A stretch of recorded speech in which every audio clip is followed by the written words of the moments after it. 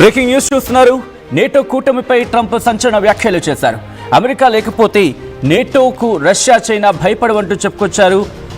ఇటు అమెరికా అధ్యక్షుడు Donald Trump అమెరికాపై దాడి జరిగితే నేటో దేశాలు అండగా నిలబడతాయని నమ్మకం లేదు అంటూ కూడా చెప్పుకొచ్చారు. ఇతర దేశాల రక్షణ కోసం అమెరికా తన సంపద ధారపోస్తుందంటూ చెప్పుకొచ్చారు ఆయన. కానీ ప్రతిఫలంగా అమెరికాకు వచ్చేది ఏం లేదంటూ ట్రంప్ అసహనం వ్యక్తం చేశారు. రష్యా ట్యాంకర్ సీజ్ చేసిన కొన్ని గంటల వ్యవధిలోనే ఈ ట్వీట్ చేశారు డొనాల్డ్ జే ట్రంప్. అమెరికా సైన్యాన్ని బలోపేతం చేయడం నా ఫస్ట్ టర్మ్లోనే ప్రారంభించా అంటూ చెప్పుకొచ్చారు. భవిష్యత్తులో కూడా అమెరికా సైన్యాన్ని మరింత బలోపేతం చేస్తా అంటున్నారు ఆయన. మా కోసం నేటో దేశాలు నిలబడకపోయినా మేము వారికి అండగా ఉంటాం. రష్యా, చైనాలు కేవలం అమెరికా అంటేనే భయపడతాయి.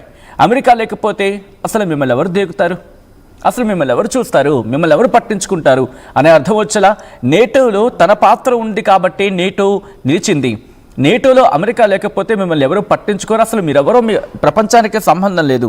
రష్యా, చైనాలు కూడా మిమ్మల్ని చూసి భయపడవు అమెరికా లేకపోతే అంటూ కూడా సుదీర్ఘమైన ట్వీట్ చేయడం జరిగింది అమెరికా అధ్యక్షుడు డొనాల్డ్ జే ట్రంప్. ఒకసారి ఆ ట్వీట్ని చూపించే ప్రయత్నం చేస్తాను. ఆయన తన ట్రూత్ సోషల్ మీడియాలో చెప్పుకొచ్చారు. మీరు చూడొచ్చు ఆ ట్వీట్ని. ఇన్ఫ్యాక్ట్ తన ట్రూత్ సోషల్ మీడియాలో చెప్పుకొచ్చారు Donald J Trump. Remember, for all of those big NATO fans, they were at 2% GDP and most weren't paying their bills until I came along. The US was foolishly paying for them. Okay, నేను కాస్త మీకు క్లుప్తంగా వివరించే ప్రయత్నం చేస్తాను తెలుగులో.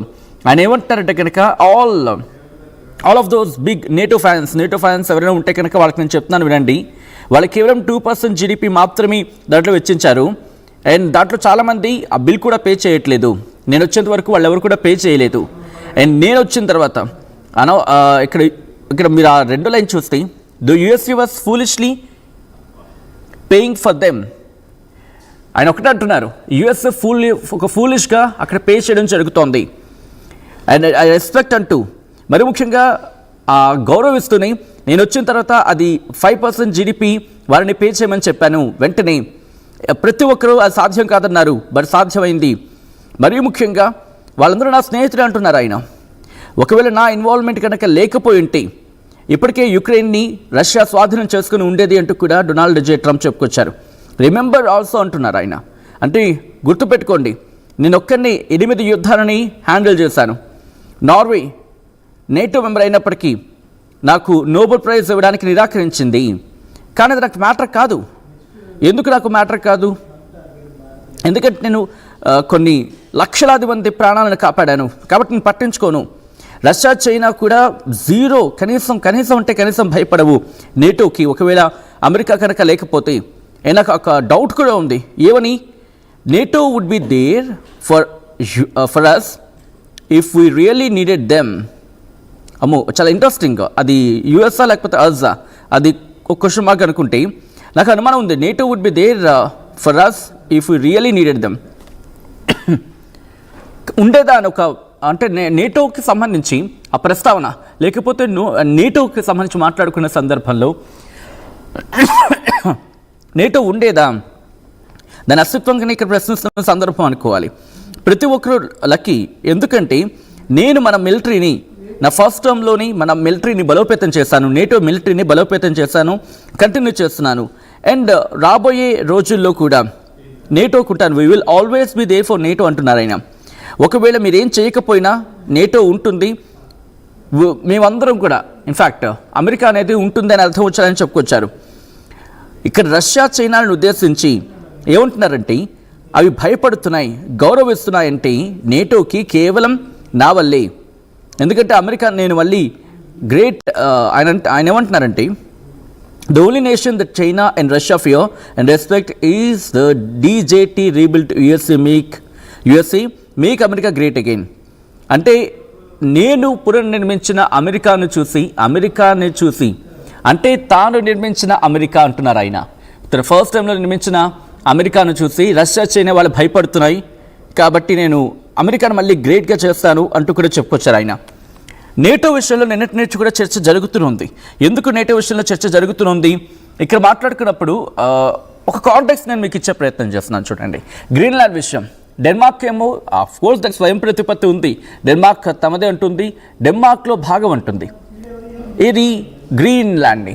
But ఇదే Donald జే Trump America అధ్యక్షుడు ఇటు గ్రీన్లాండ్ని తన సొంతం చేసుకునే ప్రయత్నం చేస్తున్నాడు అనే చర్చ జోరెందుకుంటోంది. సో ఇది ఎప్పుడైతే జరిగిందో ఇక్కడి నుంచి నేటోలో ఆందోళన నెలకొంది. ఏమని నేటో దేశాలు కూడా దీని మీద ప్రస్తుతం అంటే వెనిజులాని వెనిజులా అధ్యక్షుడు నికోలస్ మదురోని అక్కడి నుంచి పట్టుకు వెళ్ళిపోయిన సందర్భంలో చాలా క్వశ్చన్స్ తెర మీదకి వచ్చాయి, చాలా ప్రశ్నలు తెర మీదకి వచ్చాయి. అందులో భాగంగా మరి ముఖ్యంగా యూరోపియన్ కంట్రీస్, అందులో నేటో కంట్రీలు మరి ముఖ్యంగా ప్రశ్నించడం మొదలుపెట్టాయి. సో ఇక్కడ యుఎన్కి సంబంధించి కూడా ప్రశ్న తలెత్తుతున్న క్రమం. ఇప్పుడు రష్యా, చైనా ఈ రెండు దేశాలపై యుద్ధాన్ని ట్రంప్ ప్రకటించబోతున్నాడా? ఇండైరెక్ట్గా చేసే అవకాశం ఉందా? ఎందుకంటే నేటోను పక్కన పెట్టేస్తున్నాడు. నేటో నేను లేకపోతే నేటో లేదు అనేది ఇక్కడ చెప్తున్నాడు. అంటే ఇక్కడ నేనేం చేసినా మీరు సమాధానం చెప్పకూడదు. నేనేం చెప్పినా మీరు అలా చూస్తూనే బొమ్మలా చూస్తూ ఉండాలి తప్ప మీరేం చేయకూడదు. ఎందుకు ఈ మాట అంటున్నాడు?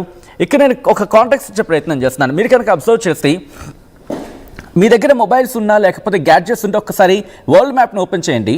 వరల్డ్ మ్యాప్ను ఓపెన్ చేసిన తర్వాత చేశారు కదా, చేసిన తర్వాత ఒక్కసారి డెన్మార్క్ చూడండి, at the same time Greenland చూడండి. గ్రీన్లాండ్ ఎక్కడ ఉంటుంది? ఇటు అమెరికాకి అట్ ద సేమ్ టైం యూరోప్కి మధ్యలో ఉంటుంది. అండ్ చాలా ఇంట్రెస్టింగ్గా ఉంటుంది. ఈ పొజిషన్ ఇలా ఉంటుంది కదా గ్రీన్లాండ్, ఇక్కడి నుంచి ఇటు రష్యా, చైనా. సో ఇది చాలా కీలకమైన ప్రాంతం. ఆల్రెడీ ఇక్కడ వైమానిక స్థావరం ఉంది అనేది అమెరికాకు సంబంధించి వినిపించే మాట. కానీ ఇక్కడ ఇంట్రెస్టింగ్గా 57 లక్షల మంది మాత్రమే ఉంటారండోయ్. ఆయనంత మాత్రం దీన్ని బేఖాతరు చేయడానికి లేదు. ఇది చాలా కీలకమైన ప్లేస్ కింద మాట్లాడుకుంటున్నారు. ట్రంప్ ఎందుకు పట్టుబడుతున్నాడంటే ఇప్పుడు నేటో కూటమి లేకపోతే యూరోప్ మీద బేస్ అవ్వాల్సి వస్తుంది. ఎందుకు? అమెరికా ఇటువైపు ఉంటుంది, at the same time Russia ఇటువైపు ఉంటుంది, మధ్యలో యూరోప్ మనకు కనిపిస్తూ ఉంటుంది. సో ఇటువంటి సందర్భంలో ఒకవేళ దాడి లాంటి జరిగింది అనుకోండి, ఒక ప్రొటెక్షన్ వాల్ లాగా యూరోపో లేకపోతే నేటో కంట్రీస్లో ఉంటాయి. అలా చెప్పి పూర్తిగా నేటోని పక్కన పెట్టడు. బట్ నేటోలో ఉన్న దేశాలని తన చేతుల్లోకి తీసుకునేంత వరకు, అంటే ఒక విధంగా ట్రంప్ ఇంటెన్షన్స్ ఎలా ఉన్నాయో ఎస్టిమేట్ చేస్తే కనుక, అంటే మీరు నాతో పాటే ఉండండి, అలా కాదు, ఇప్పుడు మీరు నాతో పాటే ఉన్నప్పటికీ నాలోనే ఉండాలి. నా పాయింట్ మీకు అర్థమవుతుంది కదా. సో ఎలా ఉన్నాయంటే తన ఇంటెన్షన్స్ ఆ దేశాలుగానే ఉంటాయి.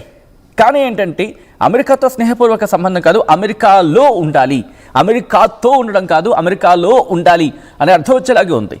ఎందుకంటే వెనిజులా గురించి అన్నాడా, అది లాటిన్ అమెరికా, వాటి మీద ఏదో తనకి ప్రేమ ఉందో లేకపోతే ఆప్యాయత ఉందో లేకపోతే మరింత ప్రేమ అక్కడ పొంగి పొర్లుతుందో అనుకోవచ్చు. అది క్యూబా కావచ్చు, వెనిజులా కావచ్చు, కొలంబియా కావచ్చు. But when it's comes to this location, ఇది యూరోప్కి సంబంధించి మాట్లాడుకున్న క్రమంలో డెన్మార్క్తో కూడా సత్సంబంధాలు ఉన్నాయి కదా.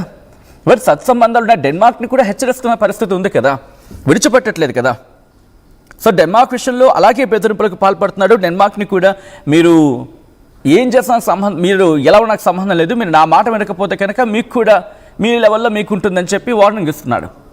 సో ఇలా ఇప్పుడు ప్రస్తుతం ఇలా చూసిన సందర్భంలో ట్రంప్ చేసిన వ్యాఖ్యలు ప్రస్తుతం పెనుదుమారాన్ని రేపుతున్నాయి. ఇది ఎక్కడి వరకు వెళ్ళబోతోంది, చినికి గాలివానిగా మారబోతుంది అంటే కనుక నిర్మోహమాటంగా అటువంటి మాటే వినిపిస్తోంది.